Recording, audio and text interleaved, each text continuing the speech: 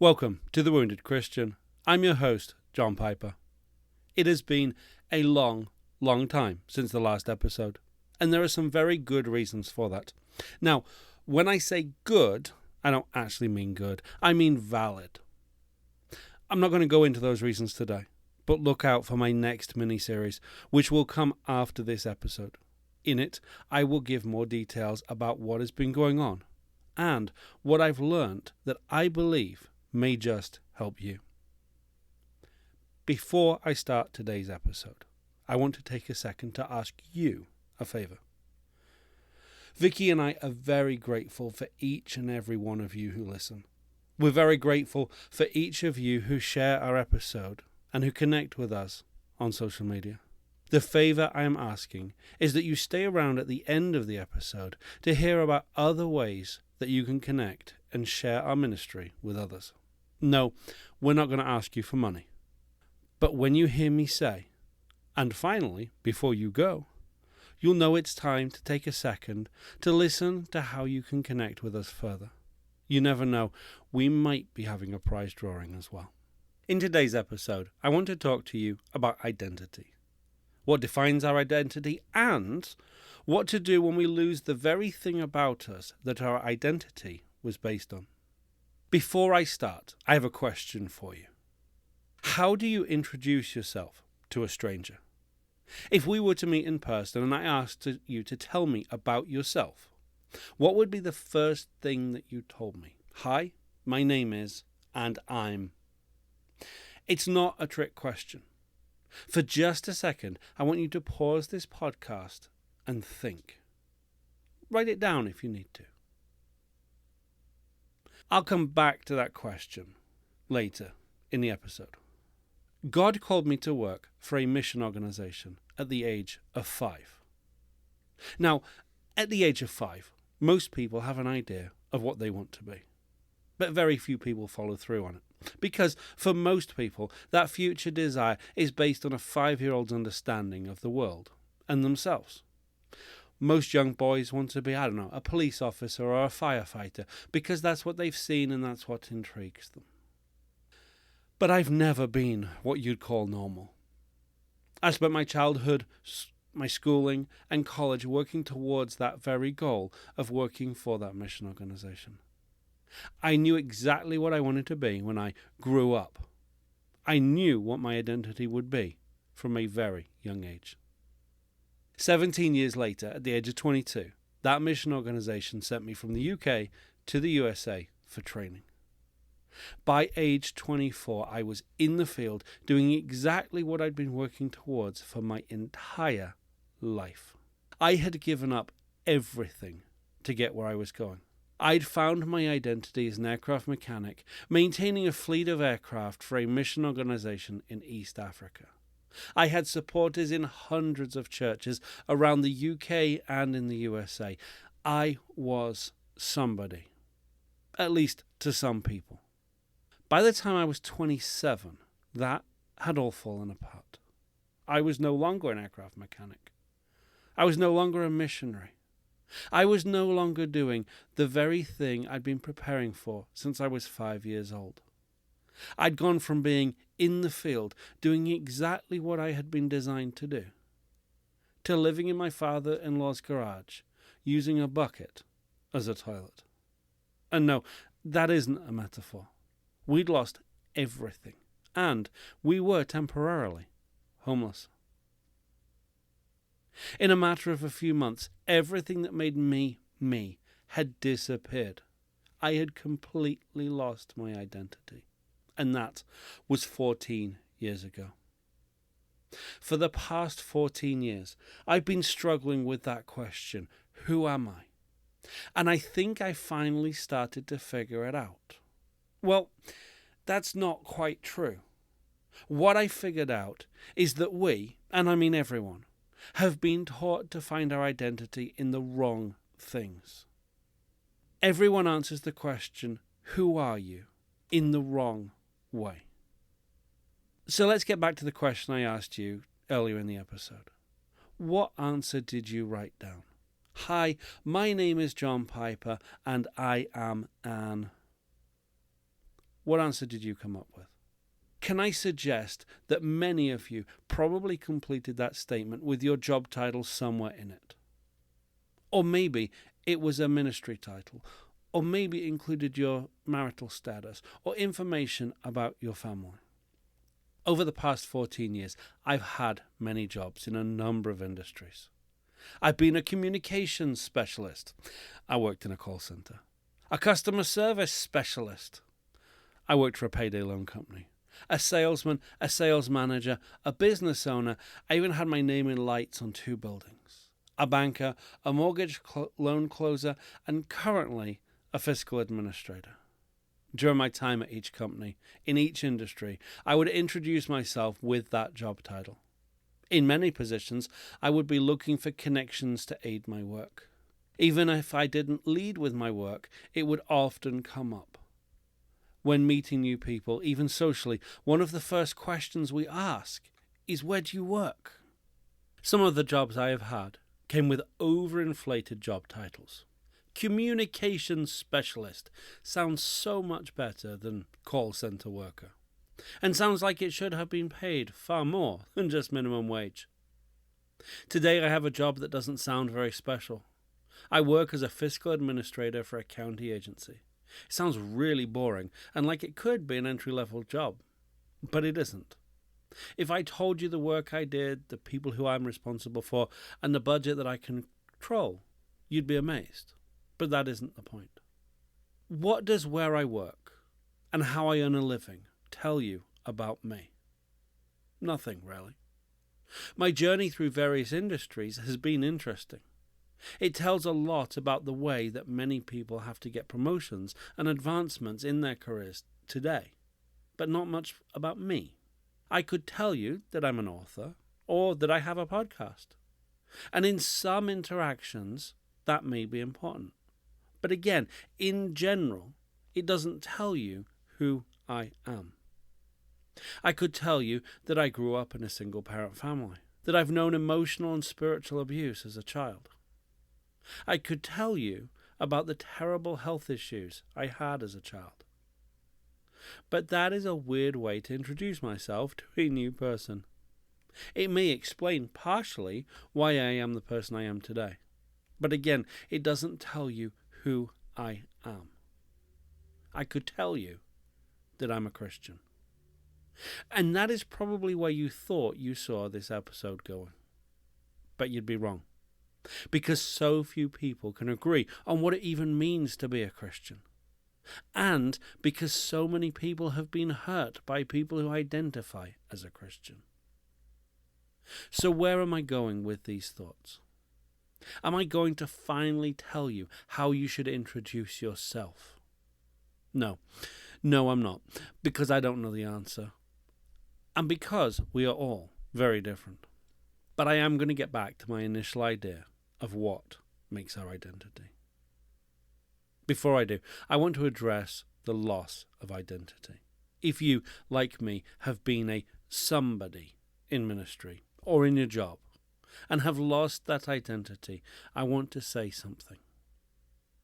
You have not lost your identity. You have lost a title. That title was given to you by a group, organization, or a company. The question you need to ask now that you've lost that title is, how did you get that title? I know that I just said that you were given it, but what I'm asking is this. What led to you being given that title? I am assuming that many of you will have answered that question with God somewhere in the equation. And why do you no longer have that title? Maybe the organization decided it was time for you to leave. Maybe you decided it was time to leave. Hopefully, God appeared somewhere in that equation as well, although you may still not fully understand his role in you leaving. So God led you to an organization to do a role for which you were given a title. You served in that role with that title for a period of time. Then, probably unexpectedly, you left that role and you no longer have that title. does that mean that you've lost your identity? If your identity was your job title, then yes, you've lost your identity. I know that your job title, your role, seemed like the biggest part of you. It defined who you were. But that doesn't mean that you have lost who you are just because someone has taken away your title. And no, I'm not suggesting that you insist people still address you as pastor, even if you're not a pastor anymore. Let's look for a minute at a scenario. Let's say that, for argument's sake, you were a pastor. You went to seminary. You completed your training. You were ordained by your denomination. You were then appointed as a pastor over a church. You served as a pastor for a period of time. Maybe it was short, maybe it was long. It really doesn't matter. But then something happened. You didn't do anything wrong, at least nothing that would discredit you as a pastor. But the relationship with the church soured, and they decided it was time to go. Or maybe you decided it was time to go. Maybe you realized that this just wasn't right for you anymore. Maybe God was calling you on to something different. Maybe the work got you so beat down that it was time to go. Or maybe you'd served so long that it was time to retire. Or maybe you'd only been there a very short time and realized that pastoring was just not what you were supposed to do. It doesn't matter why you stopped being a pastor or why that title was taken away. What matters is why you became a pastor in the first place.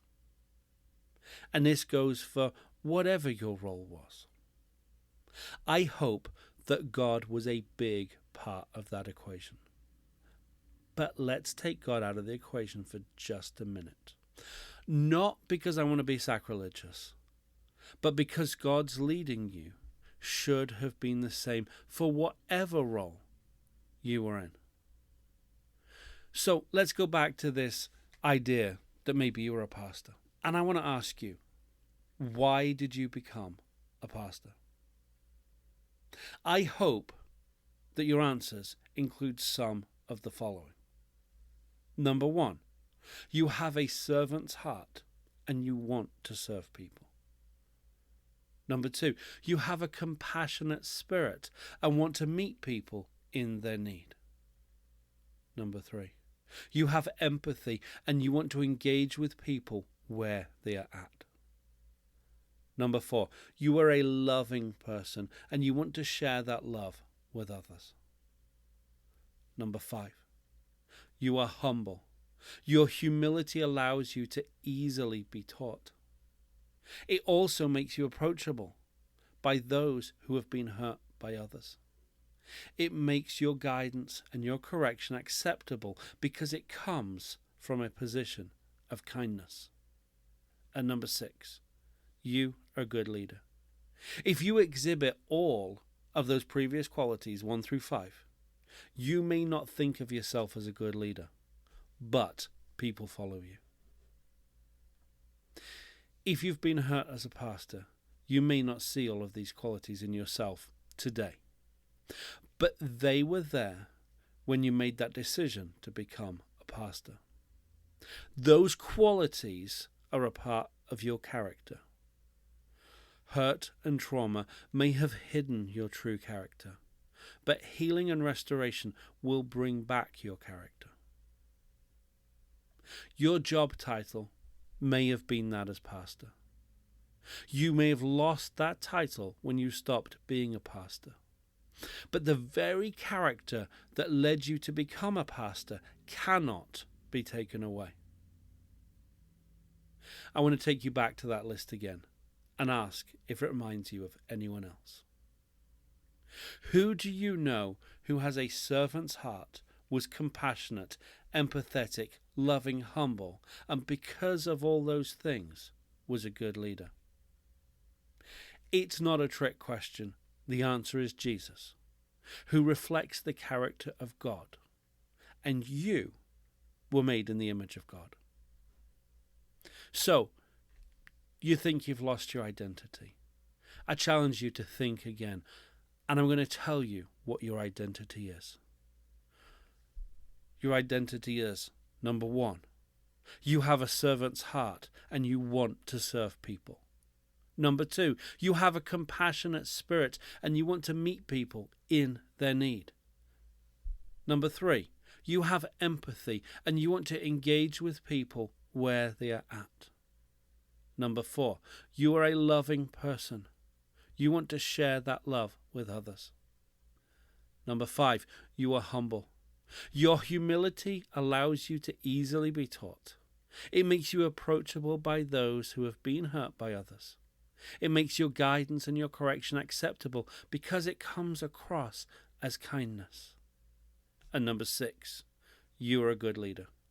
Again, if you exhibit all of those previous qualities, you don't think of yourself as a good leader, but people follow. Just because you lost your job title as a pastor doesn't change anything about who you are. So, what if you were in a position other than a pastor? Well, the same process works for any title or role. Maybe you were a worship leader, maybe a Sunday school teacher, maybe like me, you were an airplane mechanic. The question you need to ask yourself is this: what characteristics did you have that led you to opting for that role? I would claim to have many of the same characteristics that I listed earlier, yet I would make an absolutely terrible pastor. I don't have enough humility or patience to deal with people every day. That doesn't make me a bad person, but it would make me a very bad pastor. So my list may go something like this: I have a servant's heart and I want to help people. That was number one. Number two, I am compassionate and empathetic. I want to engage people where they are at. But I am not a people person. And so my way of helping is most fulfilling when it's in a practical way. When someone shares a problem with me, my first thought is about how to fix that problem, which is what drew me to aircraft maintenance. I could see a problem and I could fix a problem. Number three, I'm a loving person and I truly do want to love others. Again, not being a people person, I like to show that love in ways that are sometimes from a distance. That's why I'm good at doing a podcast. My level of humility makes me uncomfortable when people thank me. So I like to help people from a distance. I can be a good leader, but only when I've earned the respect of others enough for them to follow me. I generally lead best in small groups rather than leading big crowds. Many of my characteristics made me a good mechanic. When that title was taken away, did any of those characteristics change? No, they didn't. But it's taken me 14 years to realize that. Think back to those characteristics. I have a servant's heart. I truly want to love people. I'm compassionate and empathetic, but I work best at a distance in small groups or when the people I'm helping don't have the ability to say thank you too much. All of those characteristics make me a good writer, a good podcaster, and they also make me a good fiscal administrator. So here is the key. My characteristics make me good at what I do. What I do does not make my characteristics. Take away my title, and my characteristics remain. The same is true for you. Whatever your title was has been removed. You have lost that title. You are no longer a whatever it was. But you've not lost your identity. Your identity is not your title. Titles come and titles go, but your characteristics remain. As I leave you today, I want you to start thinking about what your characteristics are and what your character is. If you have a title and have lost that title, do a Google search for characteristics that make a good, and then whatever your title was. See what it says. Do you have any of those characteristics? You may not have all of them, or you may have just some of them. Go back and listen to the list of characteristics for a pastor. Do you have any of those, or a variation of them? It's taken me 14 years to start to work out who am I and what my characteristics are. So don't worry if it takes you time. Hopefully it won't take you 14 years. But if it does, it's okay. Spend some time today, this week, this month, to really think about the characteristics that make you, you. Because there is where your identity lies, and not in a job title. And finally, before you go, I want to thank you for listening all the way through.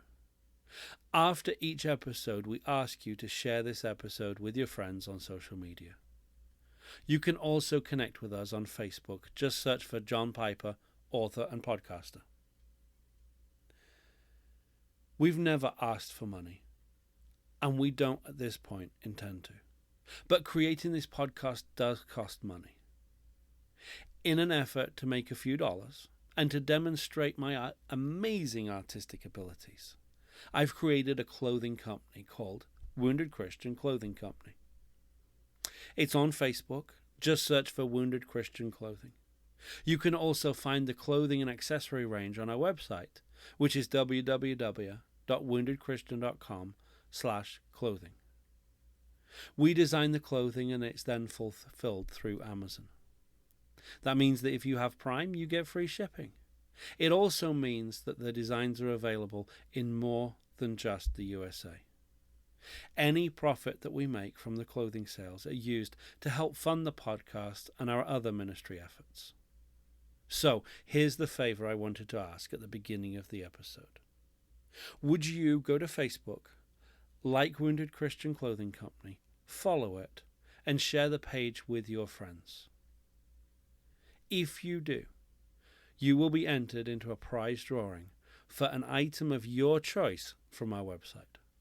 As soon as we hit 200 likes, we will randomly draw a prize and contact you to select your item.